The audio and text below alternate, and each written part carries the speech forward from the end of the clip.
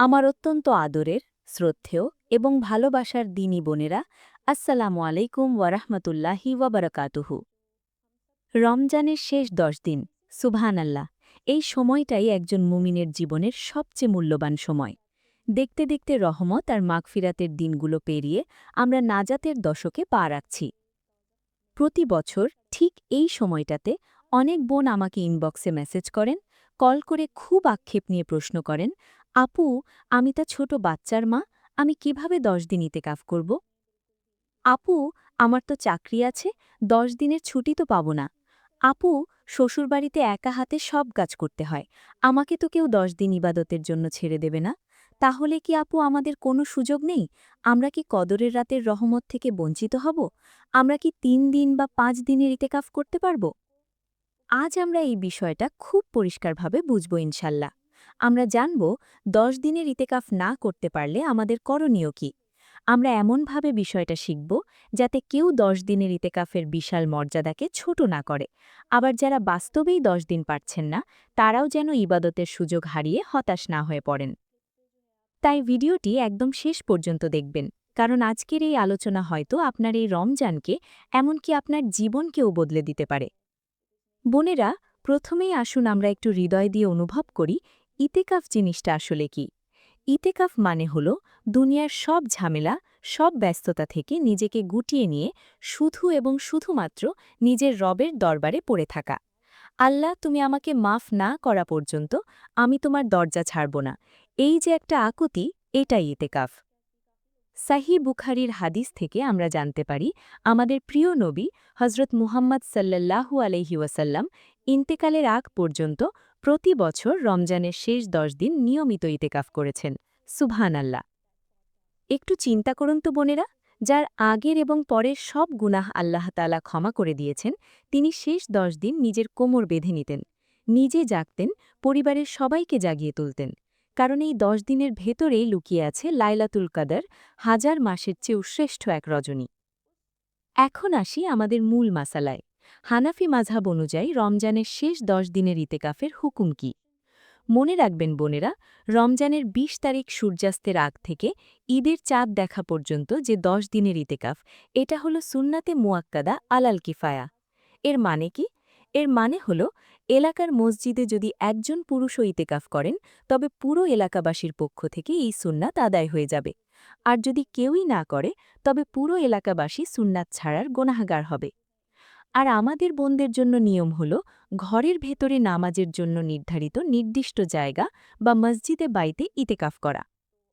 আমি প্রথমেই একটি কথা খুব স্পষ্টভাবে বলতে চাই, ১০ দিনের ইতেকাফের মর্যাদা সবচেয়ে বেশি, এর কোনো বিকল্প নেই।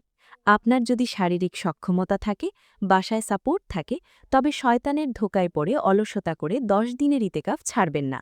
যারা ৩ দিনের ইতেকাফের কথা শুনে ১০ দিনের ইতেকাফকে হালকা ভাববেন, তারা কিন্তু নিজেদেরকেই ঠকাবেন। কিন্তু আমার যে বোনটা চাকরি করেন, বা যার কোলে বুকের দুধ খাওয়া ছোট বাচ্চা, অথবা যিনি পরিবারের একমাত্র দেখাশোনাকারী, তার কি হবে? ইসলাম কি এতই কঠিন? না বোনেরা, ইসলাম অনেক সহজ। আমাদের হানাফি ফিক অনুযায়ী রমজানের শেষ ১০ দিনের ইতেকাফ হল সুন্নাতে মুয়াক্কাদা।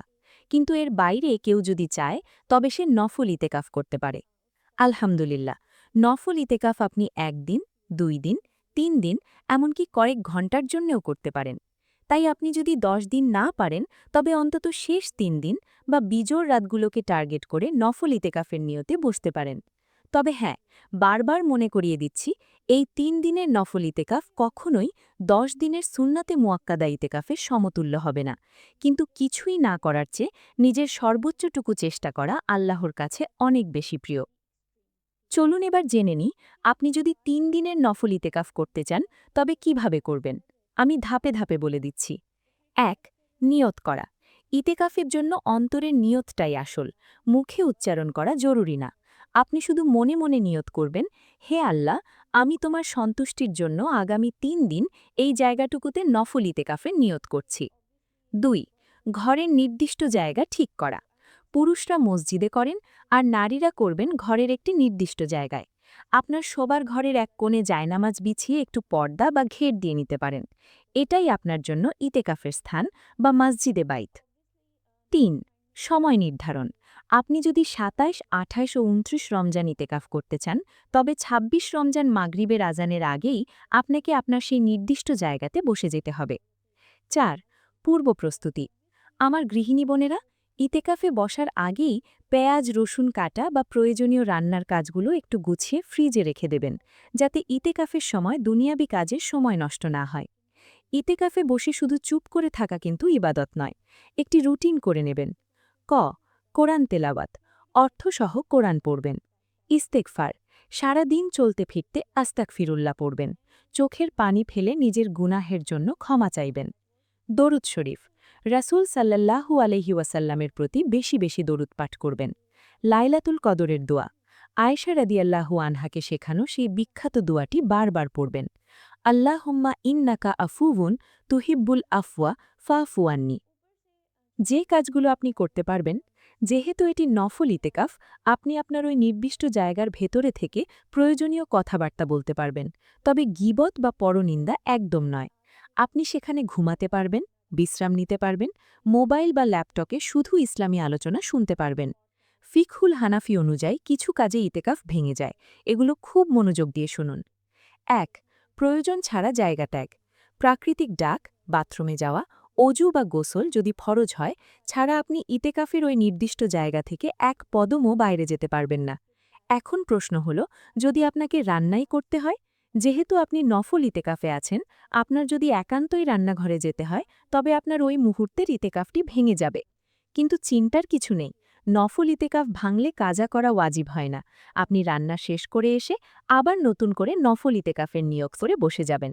সুবহানাল্লাহ, ইসলাম কত সহজ। ২. দাম্পত্য সম্পর্ক।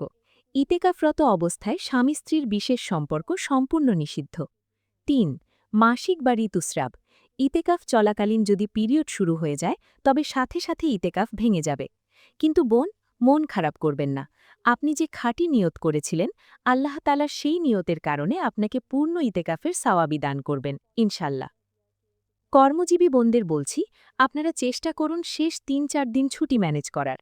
যদি তাও না পারেন, তবে অফিস থেকে ফিরে শুক্রবার সন্ধ্যা থেকে রবিবার সন্ধ্যা পর্যন্ত সাপ্তাহিক ছুটিতে নফল ইতেকাফের নিয়ত করে বসে যান।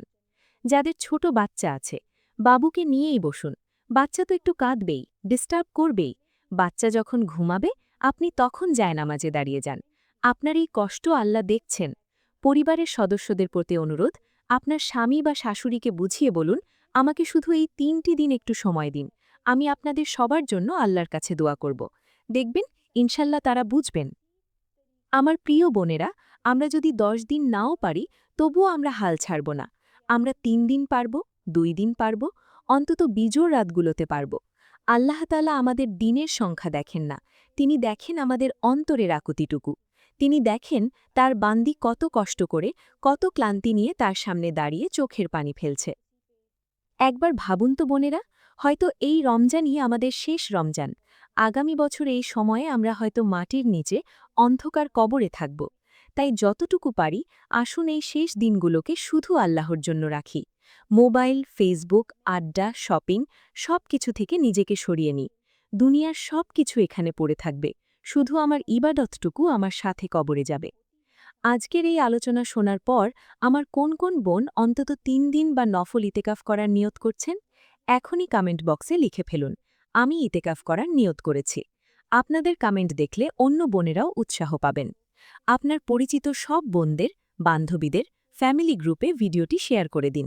হয়তো আপনার শেয়ার করা ভিডিও দেখে একজন বোন ইতেকাফে বসবে, আর তার সেই ইবাদতের সওয়াব আপনার আমল নামাতেও লেখা হবে। পরবর্তীতে রিমাইন্ডার হিসেবে দেখার জন্য ভিডিওটি সেভ করে রাখুন। আল্লাহ সুবহানাহু ওয়া তাআলা আমাদের সবাইকে লাইলাতুল কদর নাসিব করুন, আমাদের সমস্ত গুনাহ ক্ষমা করুন এবং আমাদের ইবাদতগুলোকে কবুল করুন। আমিন। আসসালামু আলাইকুম ওয়া রাহমাতুল্লাহি ওয়া বারাকাতুহু।